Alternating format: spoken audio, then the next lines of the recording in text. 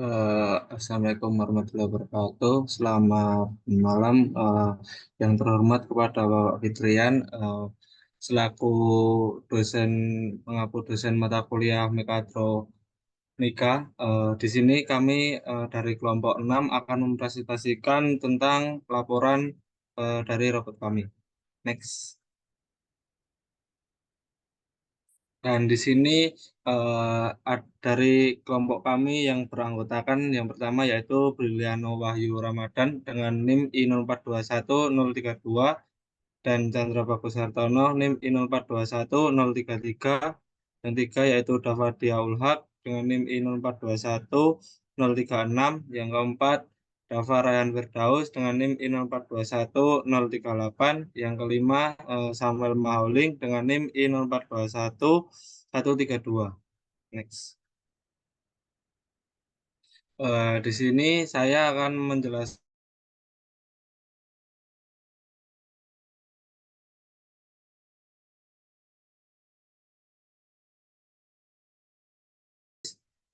karena di sini eh, dengan harga yang relatif murah dan kokoh, dan itu desain yang sedikit besar dengan berdimensi yaitu 22,34 cm kali 116,3 cm dan 8,1 cm, yang membuat space yang luas agar saat memasang komponen dan kabel tidak terlalu sulit. Di sini komponen yang terpasang pada desain alat ini yaitu berupa Arduino Uno yang berjumlah satu, terus lalu L298N motor drift dengan berjumlah satu, eh, LDR modulnya berjumlah dua, rocket switch-nya berjumlah satu, kabel jumpernya 10, dan di sini ada PCB spacer M3 kali 20. Dan di sini juga robot kami menggunakan tambahan power bank dikarenakan untuk eh, menambahkan power atau menambahkan daya atau tegangan agar robotnya atau eh, sebuah motornya ini kuat eh, berjalan lebih cepat. Next.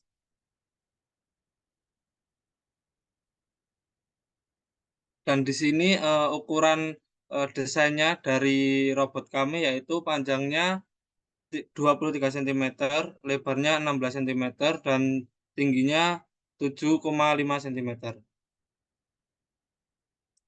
Next. Dan komponen-komponen ini berupa Arduino eh, dan motor driver, LDR modul, rocket switch, kabel jumper, PCB space M3 kali 20, PCB space spacer M3 kali 6, baterai 9 volt, DC motor, roda roda universal well, baterai roket 9 volt, baut M3, eh, mur M3, dan power bank. Next. Nah, di sini untuk perbandingan skemanya,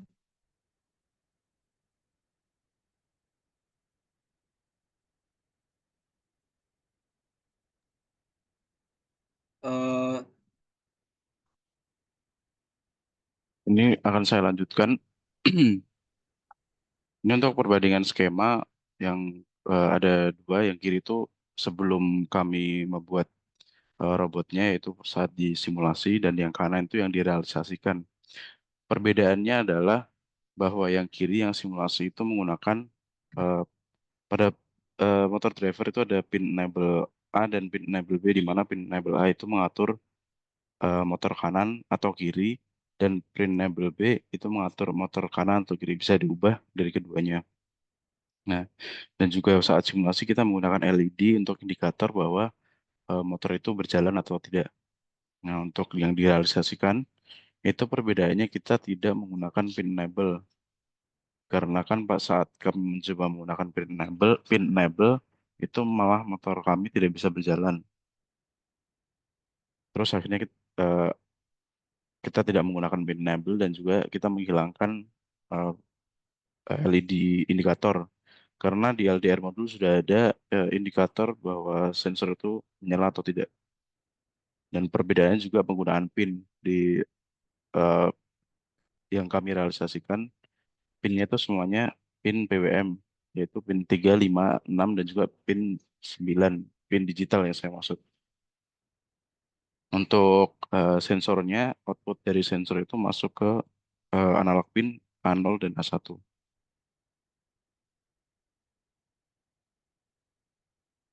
Ini untuk coding yang kita pakai juga berbeda eh, dari yang simulasi dan juga yang direalisasikan. Tapi secara garis besar itu sama, yang perbedaannya yaitu kita tidak menggunakan eh, pin enable seperti yang saya jelaskan tadi karena eh, tidak bisa dipakai saat direalisasikan. Ini untuk di sini codingnya dijelaskan bahwa input satu itu di pin 3, input 2 di pin 5, input 3 di pin 6, input 4 di pin 9. Itu semuanya pin PWM. Dan outputnya LDR yang sebelah kiri itu A0, yang LDR sebelah kanan itu A1. Ini untuk coding fungsi void loop. Ini untuk eh, membaca nilai analog dari sensor LDR. Untuk sensor LDR kiri kita eh, diberi nama out kiri dan out yang untuk kanan itu out kanan. Di sini ada fungsi if juga untuk eh, dan juga ini kita juga menentukan threshold di mana pas saat kita pengujian itu thresholdnya itu sekitaran di 400 di eh, kedua sensor. Dimana kalau semakin kecil output analognya maka eh, intensitas saya yang diterima oleh sensor LDR semakin besar. Di sini konteksnya bahwa eh, jika sensor kiri dan kanan mendeteksi di bawah eh, nilai 400, yang berarti dia terang, maka dia akan maju.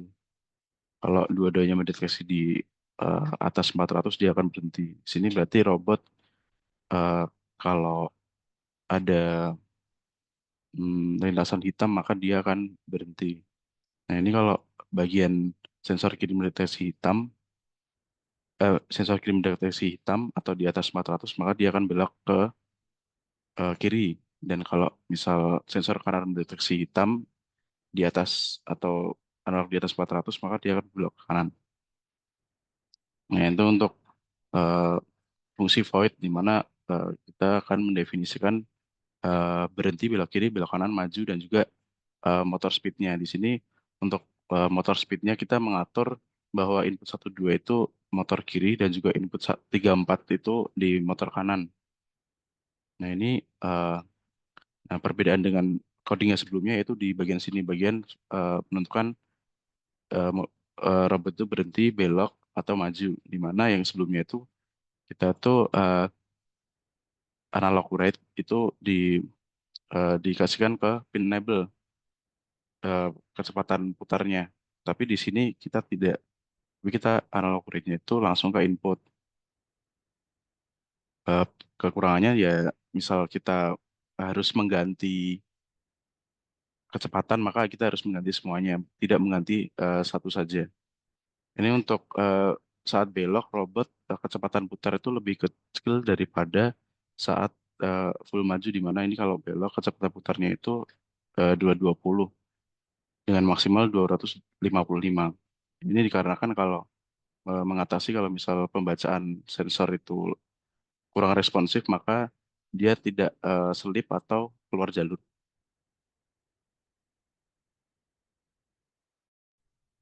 Baik, untuk selanjutnya yaitu untuk kinerja robot berwarpa kami. Jadi setelah kami melakukan perangkaian dan juga setelah kami datang ke sana, kami melakukan sedikit penyetingan kepada mana kami akhirnya mendapatkan 400. Jadi angka 400 tadi itu kita dapatkan sesuai dengan lokasi di mana kami melakukan pengujian. Jadi tergantung dari gelap terangnya suatu tempat tersebut. Jadi setelah kami melakukan pengujian dan setelah kami melakukan pengetesan untuk 5 putaran, robot kami dapat menempuh 5 lap tersebut selama 2 menit 40 detik, di mana untuk waktunya sendiri untuk yang lap pertama kami membutuhkan 30 detik, kemudian lap kedua sekitar 33,5 detik, lap ketiga 31,88 detik, kemudian lap keempat sebesar 31 detik, kemudian lap kelima itu sebesar 34,5 detik, di mana rata-rata untuk satu labnya itu sebesar selama 32,2 detik. Oke, next. Kemudian untuk analisis dari robot kami sendiri, yaitu yang pertama, dalam uji coba yang dilakukan, terdapat beberapa kesalahan pengaturan wiring. Di sini dapat kami katakan begitu karena saat pengujian, saat melakukan simulasi, baterai 9 volt itu kuat untuk menjalankan motornya, namun pada kenyataannya baterai 9 volt itu tidak cukup untuk menyuplai listrik. Atau mungkin kami juga berasumsi bahwa baterai 9 volt itu tersebut sudah sedikit habis dayanya sehingga nggak kuat lagi untuk menggerakkan motor. Oleh karena itu kami menambahkan power bank agar mencukupi kebutuhan listrik. Kemudian pada motor driver L298N pada saat pin enable A dan juga B diaktifkan, yang seharusnya dapat mengatur kecepatan motor tetapi tidak bisa digunakan. Akhirnya kami berinisiatif untuk mengatasinya dengan kode yang tidak mengharuskan memakai pin enable A dan juga pin enable B pada motor. Itu bisa dilihat pada gambar di bawah tersebut. Jadi pada gambar terlihat pada motor driver bahwa pin enable A dan juga B itu nggak digunakan dikarenakan dapat masalah. Dugaan kami bahwa tidak dapat menggunakan pin enable dikarenakan masalah wiring dan juga kelistrikan yang menyebabkan pin tersebut tidak dapat digunakan. Kemudian masalah tersebut dapat kami atasi dengan cara mengubah pin yang digunakan untuk mengatur input 1 sampai input 4 itu pada motor driver disambungkan ke Arduino ke pin digital yang dapat mensupport PWM. Dan juga dengan menggunakan kode yang berbeda, akhirnya kami bisa mengatur kecepatan putar motor tanpa menggunakan pin enable. Pada kode yang digunakan, input 1 itu disambungkan ke pin 3, kemudian untuk menggerakkan maju motor kiri, input 2 itu pin 5, yaitu menggerakkan mundur motor kiri, kemudian itu pin 4 itu disambungkan, input 4 itu disambungkan ke pin 6 yang untuk mengatur gerak maju pada robot sebelah kanan, kemudian input 4 itu disambungkan ke pin 9, yang mengatur gerak mundur motor kanan. Kemudian pada kode tersebut bisa dilihat tertera bahwa input 1 atau maju untuk motor kirinya dan juga input 3 pada maju motor kanan bernilai 225 ketika ingin maju, dan input 2 dan 4-nya itu bernilai 0 ketika motor maju. Next.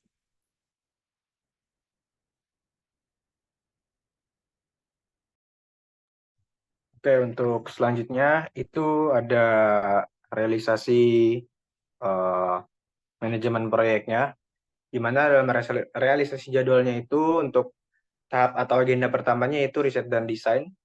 Itu ditanggung jawabi oleh Mas Dava Rehan dan Mas Briliano Wahyu. Tugasnya itu ada mendesain robot dan juga mendesain rangkaian elektronik dan juga melakukan simulasi. Ini dilakukan selama 6 hari karena banyak pertimbangan dan banyak juga rincian tugasnya. Itu ada mulai dari riset komponen mekanik apa aja yang akan kita gunakan, kemudian desain secara 3D-nya, kemudian komponen-komponen elektronik apa yang akan digunakan, dan juga coding untuk Arduino-nya, dan antara itu adalah melakukan simulasi rangkaiannya. Makanya waktunya bisa dibilang cukup lama, yaitu sekitar 6 hari. Kemudian dilanjut ke agenda kedua, yaitu pengadaan komponen, di mana setelah kita mendapat komponen apa-apa saja yang ingin dipakai, kita beli secara online. Dan ini juga membutuhkan waktu yang cukup lama, sekitar 6 hari, karena kita bergantung pada pihak ketiga, yaitu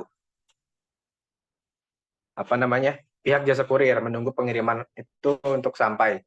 Nah, kemudian untuk pengadaan komponen ini ditanggung jawab oleh Mas Chandra Bagus, seperti yang sudah disebutkan, itu tugasnya mencari komponen-komponen yang dibutuhkan di platform online dan melakukan pembelian atau purchasing-nya.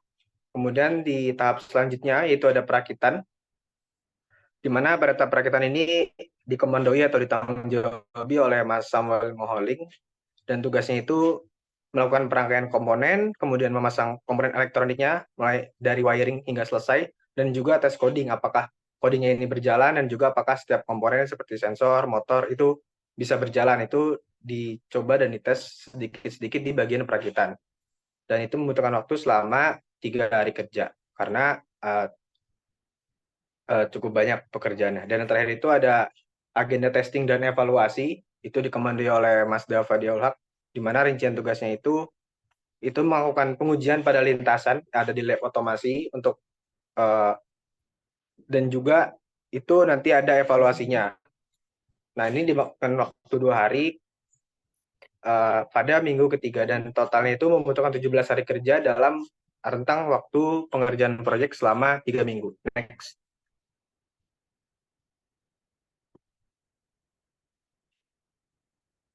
Nah, kemudian di sini ada realisasi biayanya. Bisa lihat dari hasil purchasing atau pembelian dari tahap pengadaan komponen itu kita ada membeli body, kemudian ada membeli motor drivernya, ada membeli LDR modul, rocker switch, kabel jumper, PCB spacer, kemudian ada baterai, kemudian ada DC motor, ada roda, universal wheel, kemudian ada baterai soketnya, kemudian ada baut dan nutnya, dan terakhir itu ada power bank-nya. Dan ini yang tidak kita beli itu ada Arduino-nya dan power bank, karena power bank itu milik sendiri dan Arduino itu menggunakan dari project mata kuliah sistem kendali penggerak dulu.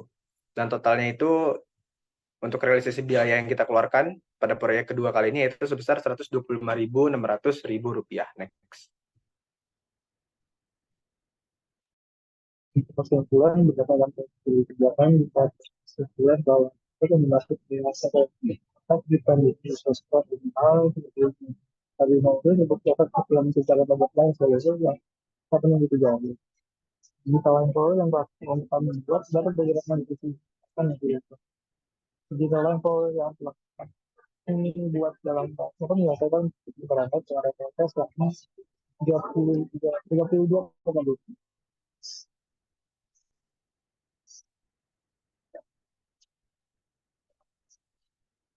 Berdasarkan proyek yang sudah kami lakukan, kami dapat memberikan saran yang pertama bahwa memperhatikan langkah yang lain pada proyek digital program.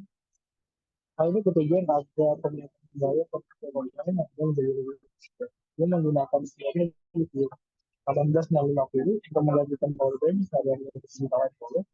Hal ini ditujukan untuk menghambat uang saat ini dapat kita jualan sendiri. Saya menggunakan aplikator yang dimaksudkan untuk transport juga itu. Seperti yang saya sudah kelompok kami kurang lebih 4 salah itu kalau